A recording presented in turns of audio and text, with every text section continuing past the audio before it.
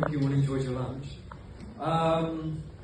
So thank you for that introduction. Yes, I'm Alex Nerton, the chair of Youth Parliament's Vote 16 campaign. For those who don't know, UK Youth Parliament is a fully elected body with over 300 elected young people across the UK. We will aim to raise the voices of young people and campaign on the issues that are affecting them the most. Youth Parliament have a long history with Vote 16. It was in our original manifesto in 1999, which was way before I was born, not thank you guys all. But it is great to be here today, listen through all of the sort of adjacent campaigns and discuss our work. But first, a little bit about me. I was elected chair of the Vote 16 campaign last year before the announcement that the government would go ahead with plans to lower the voting age. As a result of the announcement, I was invited to go on BBC News and not only got to advocate for Vote 16, but discuss what it means and give some insights into being a 17-year-old. I also got to talk about the conversations I had with friends who would claim not to be political, but are constantly complaining about late trains, poor education, or the lack of action around climate change. The message that I was trying to get across is that 16 and 17-year-olds are affected as much as every other person by political decisions, and although they may not be party political, they care as much as 18 or 80-year-olds on political issues. So back to Youth Parliament. In February last year, we had our annual sitting in the House of Commons, where we debated key issues and ultimately voted to make Vote 16 alongside political literacy our key campaign. This led to the launch of our new e-petition campaign to fund high-quality, non-partisan political and citizenship teaching resources. I'm going to leave that QR code up there. Feel free to take out your phone, click it, and scan it. We're almost at 1,000, so I would be very grateful if you could sign it as well. But once you do that, I wanted to give some context on the campaign. So what is political and citizenship education? A lot of you probably already know this, but I often find myself with friends asking me about this, or adults when I talk about the campaign, not actually knowing what this is.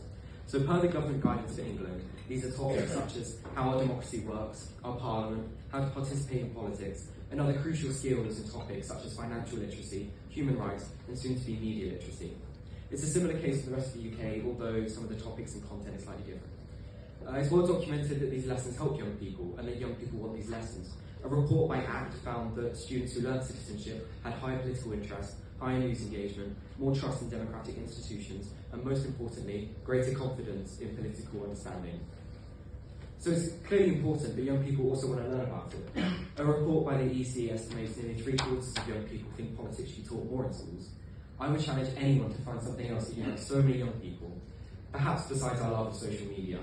Actually, on that topic, it's important to note that lots of young people are turning to social media for their source of political education, which, as we heard earlier, is filled with fake news, only being made worse with AI.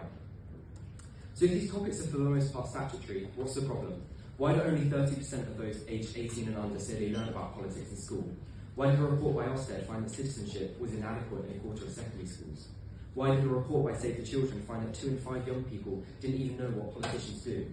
Perhaps I should look closer to home. After coming to this realisation that not every young person is as knowledgeable as me in politics, a very sad realisation, we went about asking members of Youth Parliament about their experiences at their schools.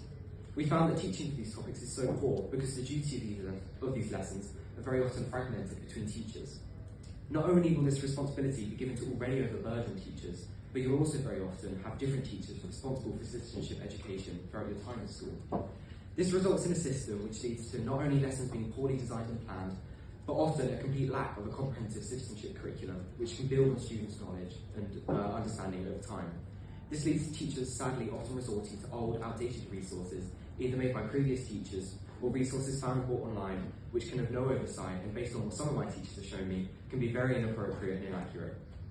But I don't want to come across as too critical of teachers. I know there's past teachers here, so it is a systematic problem. My mum's actually a teacher herself and has found herself teaching these lessons, and I'm sure she would have some very strong words to define the responsibility of this, but I think Ofsted said it best when they called it an unwelcome burden for teachers.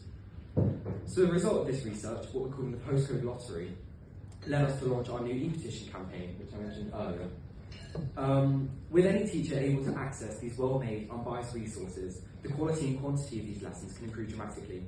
We can give students the political education they not only want but need in order to foster the skills and knowledge necessary to engage fully in our democracy.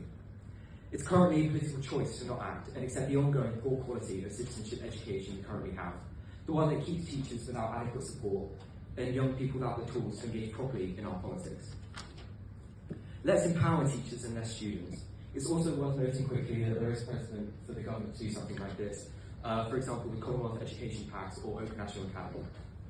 But my ask to you, if you're a charity and you're interested in our campaign, we're interested in inviting you to become a signatory sponsor.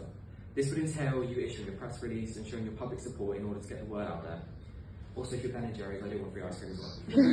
If you're a decision maker, I'm more than happy to talk to you after this and arrange a meeting to discuss the campaign further.